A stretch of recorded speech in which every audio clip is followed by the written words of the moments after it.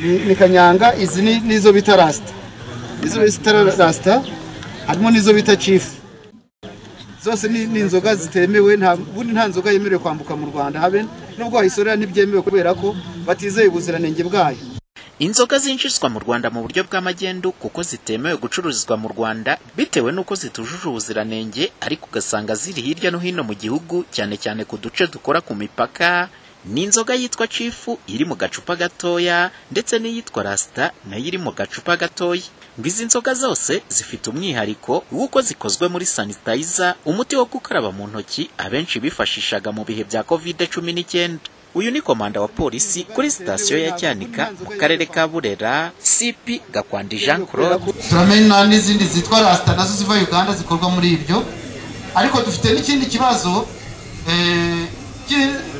ibindi dufite batara processing biracyari muri gahunda ya sanitizer nabyo baha abaturage bakanywa.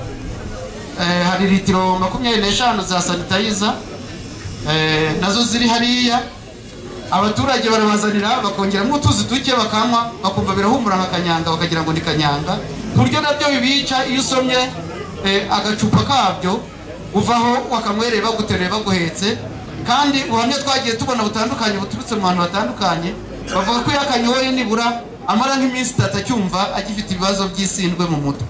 Bivuze ngo nacyo ni ikibazo dufite gikomeye. Birasaba rero ubufatanye n'ubufasha mu nzego zitandukanye kugira ngo turebe ukuntu twashyira hamwe.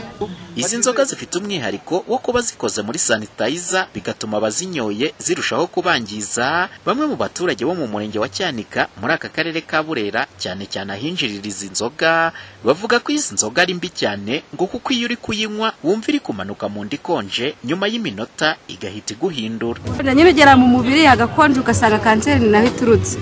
Ni za Chifu bari gukora muri sanitizer. Barimo kutwangiriza ubuzima ahubwo babihagarike nyine. Izine ko ari ibiyobyabwenge nyine bitesha umuntu umutwe bikamuyobya ubwenge, ababinywa babireke, ubinywa kubinywa biramusura. Byaduteye ubwoba kubera ko bamwe baraza kubirwarira.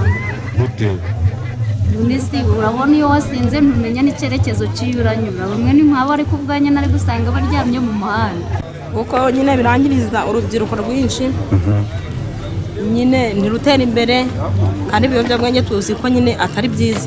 Izi nzoga kimwe n'izindi zitujuje ubuziranenge zinganjemo kanyanga zafatiwe ku mupaka wa Cyanika nizo zangijwe ku mugaragaro imbere y'abaturage kugira ngo bibabere isomo nabo bajye batungira agatoki inzego z'umutekano aho bazibonye.